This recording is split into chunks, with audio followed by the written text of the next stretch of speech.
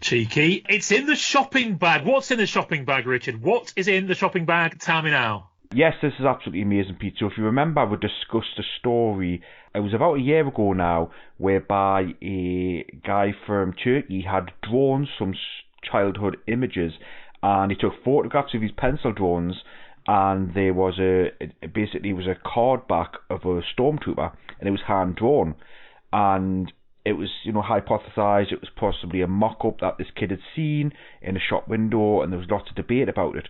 Well, the story gets even better now, because a new user has posted on the Bootleg group, and we'll come to names in a second, although I'm going to butcher the names. And this is an alleged prototype UZAY card seen in a vintage photo of a group of kids through a carrier bag on a shopping trip. And it's absolutely amazing, absolutely amazing. I can't believe that this is found. So what he's posted on there is, this might be interesting, I want to hear your thoughts. A good friend of mine from Istanbul was showing me his childhood photos taken around 1986. We do have the exact date, it is in 1986, but I've got that further down my notes. And they feature his small collection of UZAY figures. He owned 3 figures during his childhood: Kara Lida, which was Darth Vader, Suruku, which is a driver, and Aska, which is a stormtrooper. I probably butchered them 3 names. And he later sold them to Mete Akin in the early 2000s. I mean, sadly, obviously, we know that Mete has passed on now. So the first shot involves his Suruku and Kara Lida, yet it gets interesting with the second photo. This photo was taken in October 1986, on the day his family bought him his Aska figure from a local stationery store in Turkey. While the figure was an Aska, the card back inside the bag looks totally different to me. Is it just me, or does this look like the mysteriously early Action Mechanic Robots UZAY card that we know about up until now only existed on the Hoth Trooper variant? Maybe they did more. And that led off to an amazing discussion on the Bootleg group, and I found it absolutely fascinating read. So the guy who actually was in the photograph, and I want to see, he's called Kerem, but again, probably butchered that name, so apologies if I have. Hi guys, the person in the photo was me. The package includes a Stormtrooper Aska figure with a thick black band on the arm. He's my first UZAY figure. I have never owned a Snow or Hoth UZAY figure, because a lot of people had, queried that. The date was October the 4th, 1986. And then lots of people did, some amazing stuff on imaging software, zooming in, trying to do colour correction, various other things. And then obviously, you've got the hardcore collectors like Joey Iglesias and John Alvarez, people like that coming on.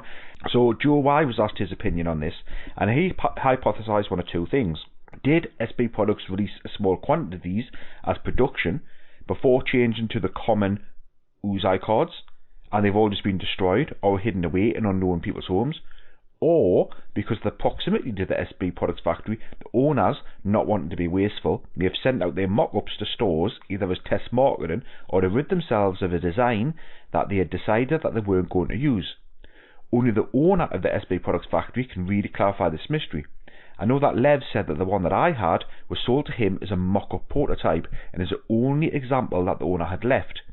I'm speculating that the second scenario is what happened, but I'd be ecstatic and broke if another carded example or even a card back surfaced, especially if I had a price sticker from the Turkish store with it. So it's absolutely amazing.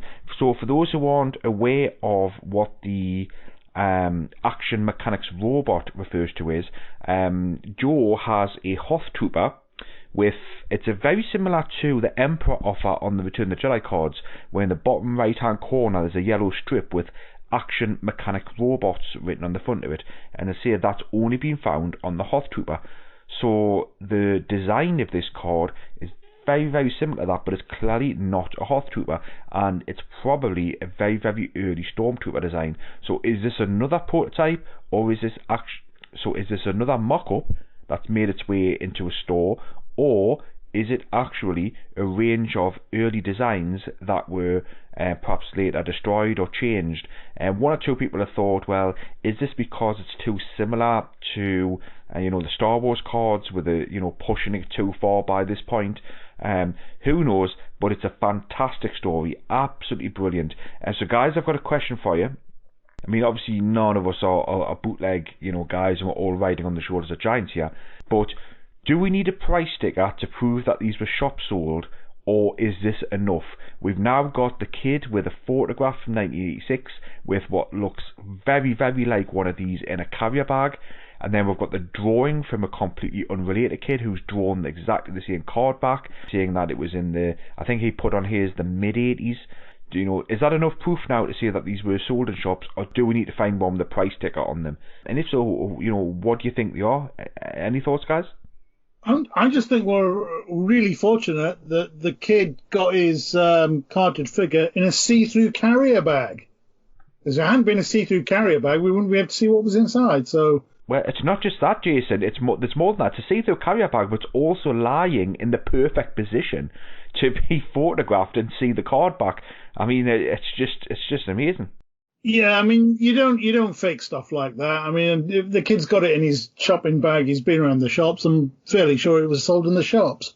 Yeah, I would go with that as well. And the only other thing would be if he'd met with the owner of the SB Products factory and he'd given it to him, but then surely he would remember that. You know, that would be, you go into some factory, some strange man gives you a toy. It's come from a shop. That's what I would say as well. Yeah, I agree, it's come from a shop. Could it have been a salesman sample, do you think? Do you think anything like that would have gone on in Turkey back then? You know, would they have gone round? Or, I mean, this shop was very close to the factory. You know, would they have just, you know, rushed product out to shops that are nearby?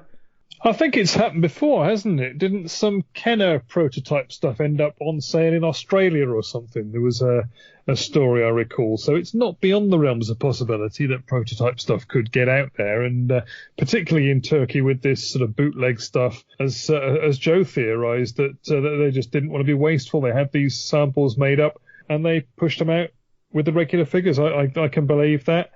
But having seen the photograph, having seen the image-enhanced version, it looks damn close to me. It's very, very similar to that drawing that surfaced a little while back. So, I'm convinced. I think that's as close as we're probably ever going to get to know that these did make it to retail. What I particularly enjoyed about this was the whole thread. It was a hark back to the earlier days of discovery and debate.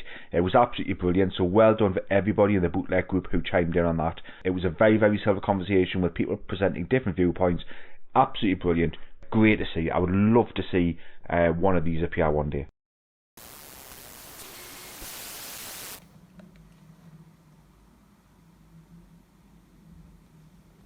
Hello there.